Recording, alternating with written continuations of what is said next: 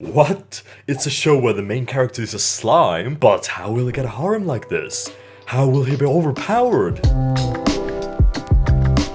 Hey guys, Thomas here, and let's take a look at some of the more better rated isekai from recent history. That time I got reincarnated as a slime. What I've started to notice in more recent isekai is that instead of showing off useless neets who do nothing with their lives, they've started to show off more normal people with average lives. Finally, I can get into an isekai too.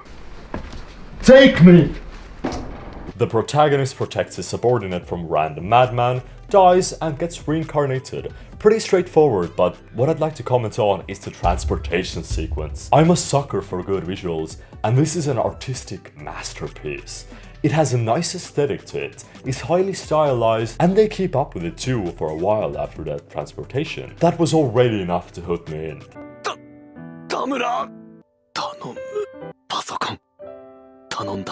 What makes this show stand out is in its name. The guy is a slime. The lowest form of monster in most games, just barely above the chicken. Though it's an isekai. So yes, let's check off the fact that he's incredibly overpowered. He has the ability to absorb something and then gain their powers. And there really is no limit to what he can absorb, as we see soon enough. You have gained the power of lung cancer. No! Now, he befriends a dragon who was locked in a dungeon, so the only sensible way is to ingest him with the prison cell and all, and help him out later. He takes one of the biggest and strongest monsters in the world, who was locked up by one of the greatest heroes because the dragon, I don't know, freaking destroyed a city, with his freaking cage, and eats him. Yeah. That's next level overpowered. This is also now his purpose in the anime, to unlock the gauge and free his new friend, the evil dragon who burned down a village. Kinda weak to be honest, and I would penalize it harshly, but it managed to charm me with its secondary story, which appealed to my gamer side. That being village building. Wait, what was the cheat code to get the cars with the turrets? There are so many isekai that adapt game mechanics and powers and whatever, but this literally feels like a let's play or something, since he faces off against some goblins, befriends them, and starts a village with them. Then he finds their enemies, also gets them in his ranks, updates his troops, and that's how he progresses. He gets more people in his village, upgrades everything from dirt houses into stone houses, and finally has his own kingdom in the forest, which is a paradise of all kinds of different races. Now, if you take it like that, then it's quite an enjoyable show. But if you take it as a story, then it's kinda done with many faults. Like how every anime instantly, after getting injured, gets into his ranks without any question and maximum loyalty. Shit! You killed my father right in front of me.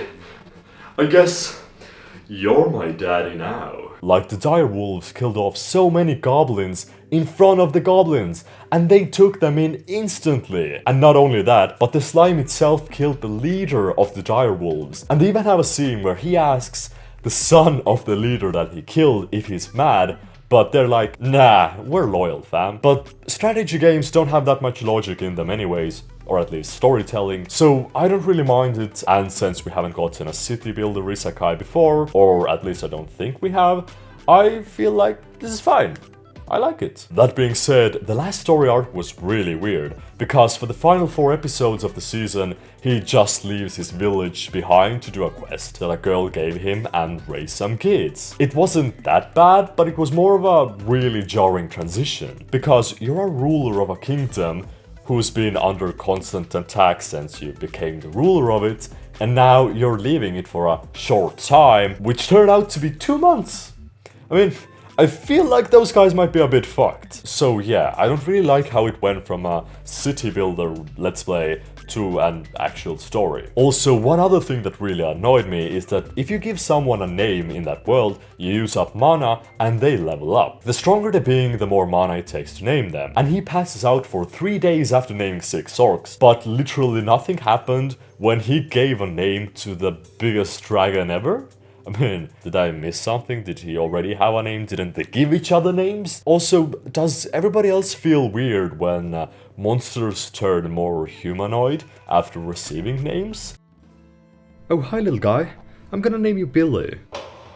Oh yeah. It's a 7 out of 10. It has plot holes and it's nothing that special, but it charmed me with its city building and upgrading aspect. And no other show has really approached an isekai with that perspective, so it felt kind of fresh. But anyways, what did you think of this show if you've seen it? Do you think I'm being too harsh and there is actually more storytelling and plot stuff that's going on rather than city building? Because I feel like if I were to go much deeper into the story itself, I would have just gotten more angrier. I do have more plot holes written down, I just don't feel like going through all of them cause it wouldn't really bring anything to the video or even to the show. I mean, they're passable.